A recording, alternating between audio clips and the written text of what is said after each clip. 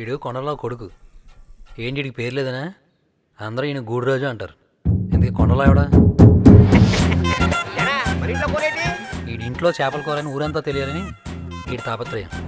ఇంతకీ వీళ్ళిద్దరు మంచోళ్ళ చెడ్డోళ్ళ ఆ విషయం దేవుడే పట్టించుకోడు. మనకి ఎందుకు వచ్చింది? వీళ్ళ గొడవ చూద్దాం.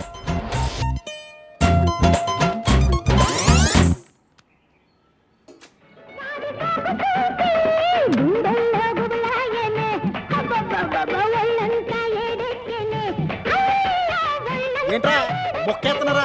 జోకర్ ఎవరికి వచ్చింది? ఎవరికి రాలేదా? ఎట్టొస్తుందా జోకర్ నా దగ్గర ఎట్టు బ్యాగ్ మీకు పంపిస్తాను. గజ్జికాయలు కదా ముందు వచ్చి పని చూడరా. ఎరా కువైట్ ఎట్లా నువ్వు వెళ్ళలేదా రానివ్వలేదా?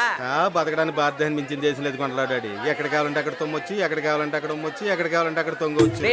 నీతో ఎవరు పెట్టుకున్నా మట్టేరా? ఒకవేళ కాకపోయినా నీతో పెట్టుకున్నాడు కాబట్టి మట్టే తీరుతాడంతే. రే బుల్లబాయ్ వీడి పెద్ద మరతగాడు. ఎరా బావు కదా సరదా. అదిగో అటు చూడండి ఎంత చక్కగా నవ్వుకుంటూ వస్తున్నాడు. ఆ నవ్వు చూస్తే చాలండి ఆత్మహత్య చేసుకున్నాడు కూడా వెనకొచ్చేస్తాడు. అస్తమానం పొగడికి పని చూడండి బాబు, దేశానికి ఆదాయం వస్తుంది. నీ బతుకెట్టుకు నువ్వు కానీ నీ కొడుకు కానీ ఆయనలాగా అంత చక్కగా ఎప్పుడైనా మాట్లాడగలిగారా? మా ఓడే సవ్యంగా ఉంటే ఆడి గురించి ఈడి గురించి అనుకోవడం ఎందుకు? సీతనిచ్చి ఎప్పుడో చేసేద్దును. నువ్వు నోరు ఏంటి సీత మీద కూడా పడింది కన్ను తీయపోరే. ఎవడు ఎన్ని అనుకున్నా ఆ సీతమ్మ ఆడ పెద్దోడిదారా.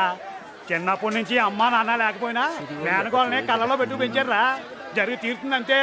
మీరు ఎంతసేపు తల్లి పోళ్ళు గురించి ఆలోచిస్తున్నారు, మరి తండ్రి పోళ్ళు అంటే విజయవాడ వాళ్ళకి వీళ్ళకి పడదు. పైగా వీళ్ళంటే వాళ్ళకి సిరసు. అది చాలదా? జరగదంతే. అనగారు గుర్తిగా పలకరించడం మానేశారు ఈ మధ్య. కొండలరావు అమ్మని ఎంత ప్లేట్ మార్చేసావురా? ప్లేట్ ఏం మార్చేసారా బాబు? సనువు దానికి మనం ఎత్తుక్కోకర్లేదమ్మా, సీతనిచ్చి చేసేద్దారి.